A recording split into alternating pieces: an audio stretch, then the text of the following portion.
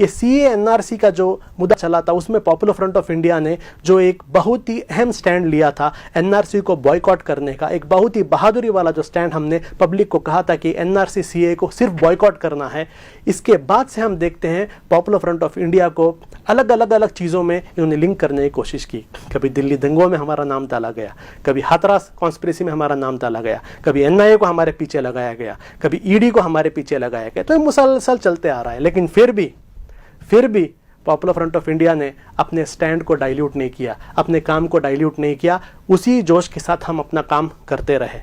अभी एक बहुत बड़ा सवाल लोगों के सामने आता है कि क्यों इतना पॉपुलर फ्रंट को टारगेट किया जा रहा है। चंद लोग पूछते हैं सिर्फ आपको ही क्यों टारगेट किया जा रहा है, इस लेवल पर मीडिया में हर जगह आपके खिलाफ ऐसी बातें क्यों चलती है। उसका जवाब बहुत सिंपल है, वो इसलिए क्योंकि पॉपुलर फ्रंट ऑफ इंडिया जब से शुरू हुई है तब से हमने आरएसएस के फैसिस्ट एजेंडे, हिंदुत्व फैसिस्ट आइडियोलॉजी के खिलाफ एक अनकॉम्प्रोमाइजिंग हमने स्टैंड लिया है। कभी भी हमने इनके सामने सर नहीं झुकाया, और ये सिर्फ बातों में नहीं, जहाँ जहाँ ग्रास रूट लेवल में हमारे कैडर मौजूद हैं वहाँ वहाँ हमने इनकी हिंदुत्व आइडियोलॉजी की मुखालिफत की।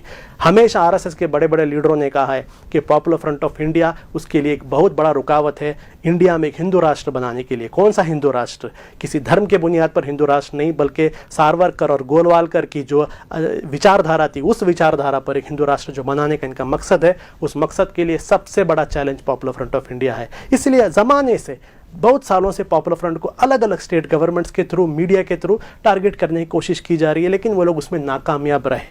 अभी हम देखते हैं कि हाल ही में पॉपुलर फ्रंट ऑफ इंडिया को लोगों से दूर करने की कोशिश की जा रही थी। पॉपुलर फ्रंट ऑफ इंडिया को ऐसा बदनाम करने की कोशिश की जा रही थी ताकि लोग हमसे ना जुड़े। लेकिन हुआ क्या? हम देख रहे हैं पूरे इंडिया के अंदर पॉपुलर फ्रंट ऑफ इंडिया की मकबूलियत, एक्सेप्टेंस और बढ़ गई। बहुत सारे लोग पॉपुलर फ्रंट के साथ जुड़ने लगे। हम बहुत कम स्टेट्स में थे, लेकिन आज हम देखेंगे इंडिया के कोने कोने में पॉपुलर फ्रंट ऑफ इंडिया मौजूद है। और ये देखकर इन्हें बहुत ही फिक्र हो रही है, आरएसएस के लोगों को बहुत फिक्र हो रही है। वो इसलिए क्योंकि पॉपुलर फ्रंट ऑफ इंडिया सिर्फ एक संगठन नहीं है, एक तंजीम नहीं है। पॉपुलर फ्रंट ऑफ इंडिया एक मिजाज है। जहाँ जहाँ हम जाते हैं हम ये मिजाज को भी लेके जाते हैं। वो मिजाज क्या है?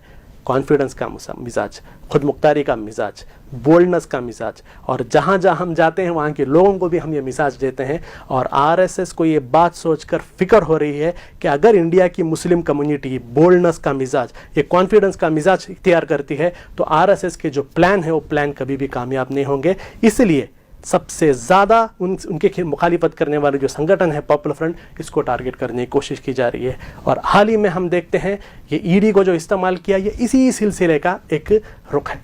मैं आज यहाँ पर आपके सामने बात कहना चाहता हूँ कि पॉपुलर फ्रंट ऑफ इंडिया ऐसे साजिशों से कभी डरा नहीं है, आगे भी हम डरने वाले नहीं हैं। इसीलिए आवाम तक पहुँचने के लिए हम ये कैंपेन कर रहे हैं, स्टैंड विद पॉपुलर फ्रंट। इस कैंपेन में 3 दिन आप देखेंगे पॉपुलर फ्रंट